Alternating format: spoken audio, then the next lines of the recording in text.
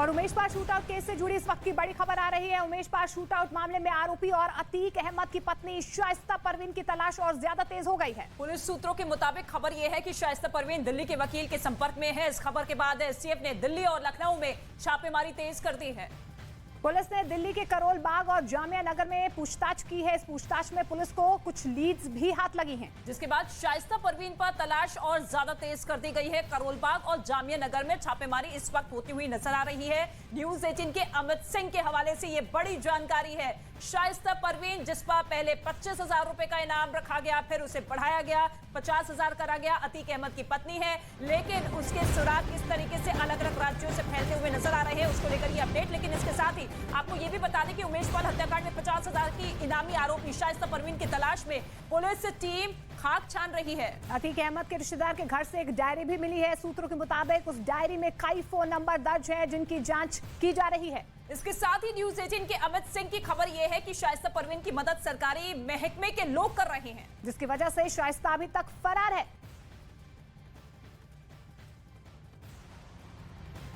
नमस्कार, मैं रीमा प्रसाद। पूरा फोकस एसटीएफ का जो है वो शाइस्ता परवीन पे है, वो जिसने अभी तक जगह जगह चकमा देकर अभी भी वो फरार ही चल रही है। और जिस डायरी का जिक्र हम इस वक्त कर रहे हैं, उस डायरी के जरिए राज खुल रहे हैं। राज ये खुल रहा है कि कौन कौन उसके करीबी ऐसे हैं जो शाइस्ता को पैसे के जरिए यानी आर्थिक तौर पे मदद दे सकते हैं। डायरी के जरिए राज ये भी खुल रहा है कि सरकारी महकमे का वो कौन शख्स है जो जगह जगह पर शाइस्ता को भगाने की कोशिश कर रहा है। अब ये सब कुछ एसटीएफ की टीम को पता चल चुका है। इस डायरी के जरिए एक रिपोर्ट दिखाते हैं हम आपको।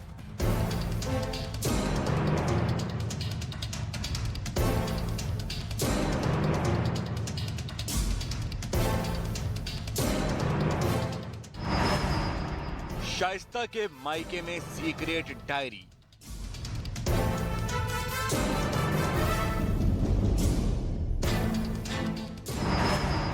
डायरी में बेगम का फाइनल कोड।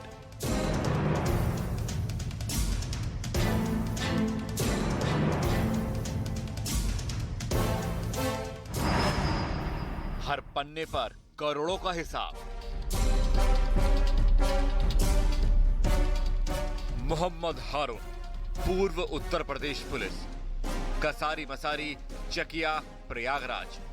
ये नेम प्लेट है शाइस्ता परवीन के पिता के घर की, या कहें कि शाइस्ता के मायके और अतीक के ससुराल की, जहां से पुलिस को सबूतों का ऐसा खजाना हाथ लगा जिसने अतीक के गैंग की परत दर परत खोल कर रख दी। इसी बक्से से प्रयागराज पुलिस ने कई डायरीज बरामद की हैं, जिनमें न सिर्फ अतीक अहमद के करीबी, उसके रियल एस्टेट कारोबारी और उसके गुर्गों के रिकॉर्ड दर्ज थे। इन डायरीज में बताया जा रहा है कि अतीक अहमद के रियल एस्टेट के पार्टनर्स, उसके बेहद करीबी लोग जिनके पास अतीक का पैसा जमा था, उनकी सारी डिटेल्स थी। और बीते दिन यहां पर प्रयागराज पुलिस ने छापेमार कार्रवाई की थी। उसके बाद उन डायरीज को पुलिस लेकर गई थी।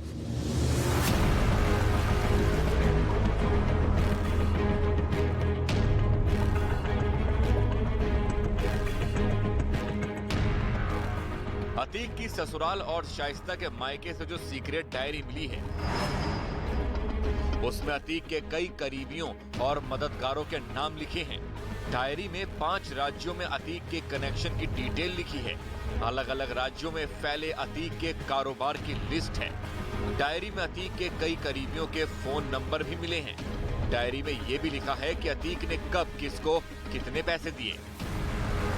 इन डायरीज का जिक्र लगातार बीते कई दिनों से हो रहा था, लेकिन छापेमार कार्रवाई में पुलिस ने इन डायरीज को बरामद कर लिया है। और इनके आधार पर ही पुलिस अब रियल एस्टेट कारोबारी, अतीक के फाइनेंसर और शाइस्ता परवीन के वो करीबी लोग जो उसको इस समय न सिर्फ आर्थिक मदद दे रहे हैं बल्कि उसको छुपाने में मदद कर रहे हैं, उनकी डिटेल्स निकालेगी। इन डायरीज में उन करीबियों के मोबाइल नंबर, बैंक डिटेल्स और कितना पैसा कब किसको दिया गया, ये महत्वपूर्ण जानकारियां थी।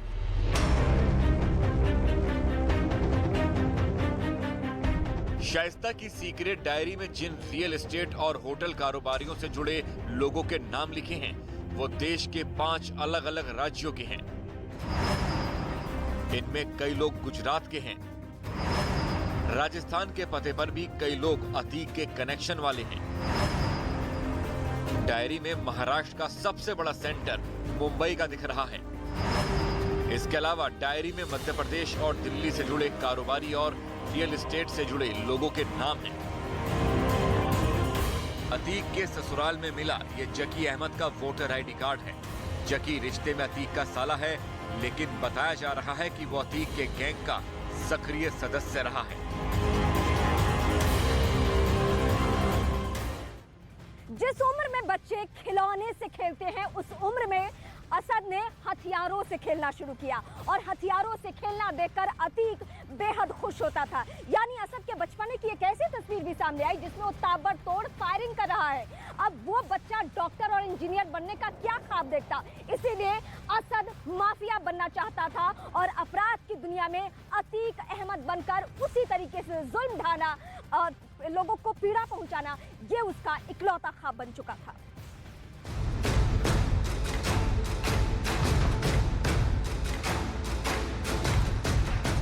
अतीक अहमद, जिसकी प्रयागराज में तूती बोलती थी, उसे जो पसंद आता था वो उसे हड़प लेता था, धमकी देकर घरों को खाली करा देता था।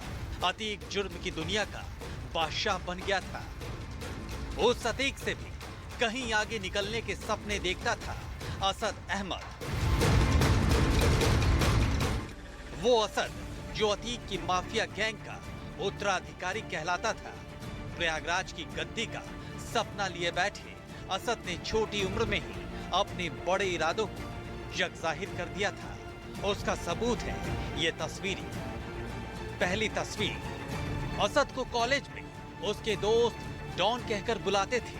कॉलेज की फेयरवेल पार्टी में उसने अपने गाल पर डॉन लिखवाया था और डॉन के साथ एक दिल का निशान बनवाया था।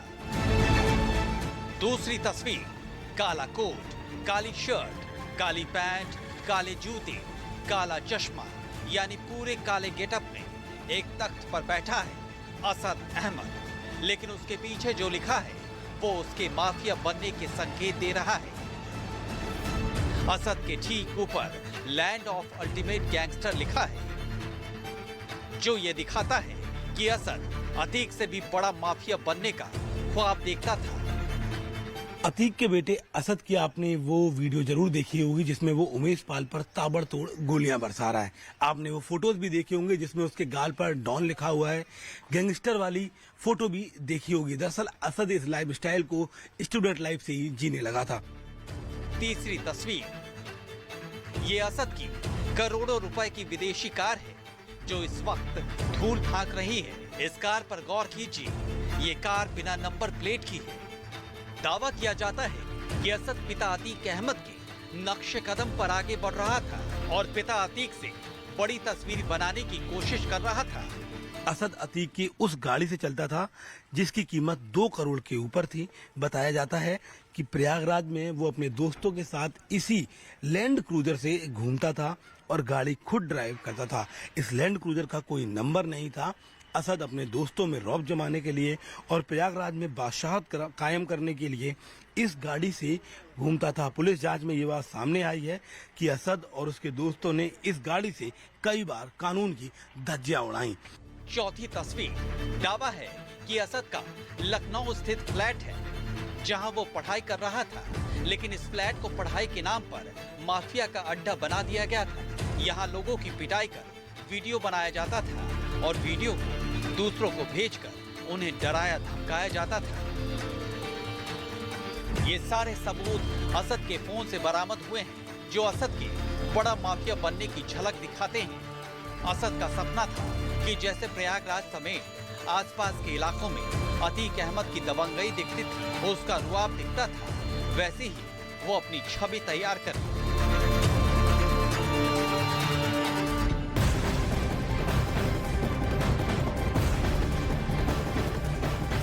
अतीक के लिए प्रयागराज केंद्र बिंदु रहा है अपराध के लिए, लेकिन जो आसपास के जिले हैं जिसमें कौशाम्बी पे सबसे ज्यादा फोकस है यूपी पुलिस का, वहां अलग अलग जगहों पे आज छापेमारी की गई। और छापेमारी की सबसे बड़ी बात जो निकलकर सामने आई, जो 2 दिन पहले IS 227 की लिस्ट हमने आपसे साझा की थी, जिसमें 121 गैंगस्टर हैं, हिस्ट्री शीटर हैं, उनमें से 2 ऐसे चेहरे जिसके बारे में कहा जा रहा है कि उन्हीं के घर पर यह छापेमारी हुई है और वहां से कुछ लोगों को पुलिस ने पकड़ा भी है। ऐसी खबर मिल रही है कौशाम्बी से और इस वक्त हम सबसे बड़ी जानकारी आप तक पहुंचा रहे हैं।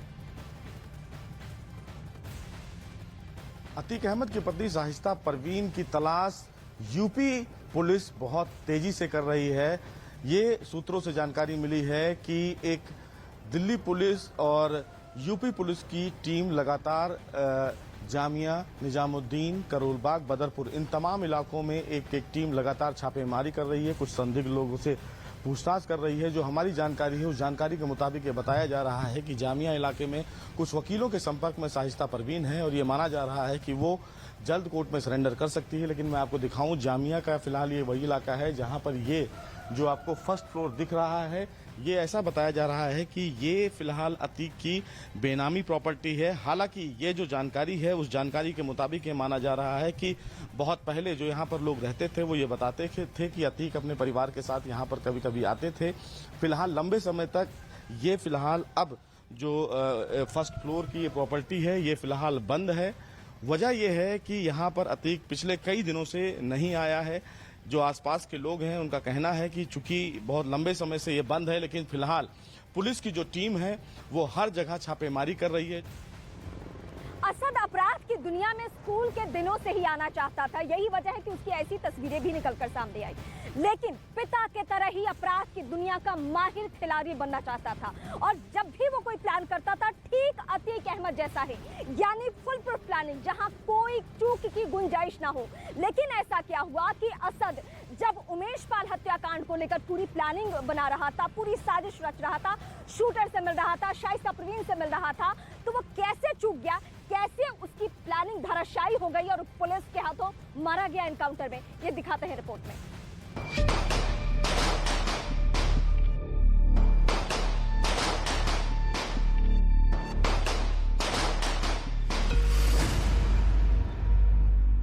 असद ने जब से होश संभाला था उसका एक ही ख्वाब रहा, पिता की तरह बनना। प्रयागराज में इक्का जमाना और असद का नाम आते ही हर किसी का कांप जाना। उमेश पाल की हत्या करके वो यही रुतबा हासिल करना चाहता था। पिता, चाचा और गैंग के बाकी सदस्यों के सामने अपनी छवि को माफिया वाली दिखाना चाहता था। लेकिन उमेश पाल हत्याकांड के बाद वो खुद कटघरे में आ गया। अतीक और अशरफ के जेल में रहते हुए गैंग को जो आगे बढ़ा रहा था वो असद ही था। किसी भी काम के लिए असद ही पूरा प्लान तैयार करता था, प्लान को एग्जीक्यूट करता था, शूटर सिलेक्ट करता था। प्लान बनाने के साथ साथ असद गोली चलाने में एक्सपर्ट था। अतीक के कहने पर उसे जो काम मिला असद उसे मुकम्मल करने की हर कोशिश करता था, क्योंकि उसका ख्वाब प्रयागराज पर राज करने का था।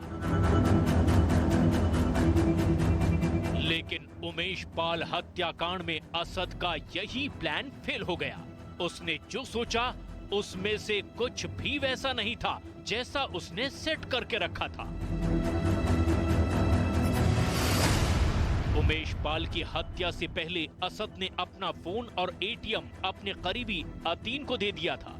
प्लानिंग थी कि जब उमेश पाल का मर्डर किया जाएगा उस वक्त अतीन उसके एटीएम से कहीं दूर पैसे निकालेगा, मोबाइल को एक्टिव करेगा ताकि जांच के दौरान ये साबित हो कि मर्डर से असद का कोई नाता नहीं है, और अतीन ने ऐसा किया भी।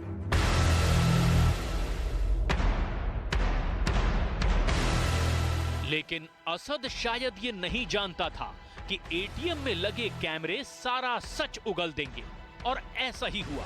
एटीएम में लगे कैमरे में अतीन की तस्वीरें कैद हो गई।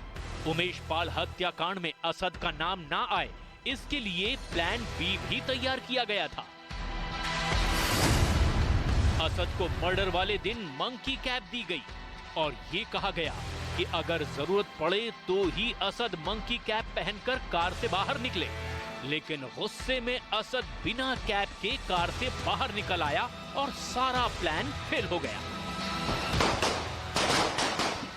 और इसी तरह असद एंड गैंग के सभी प्लान फेल होते गए और आखिर में असद और गुलाम एनकाउंटर में मारे गए। अतीक के गैंग में एक दूसरा गुड्डू भी है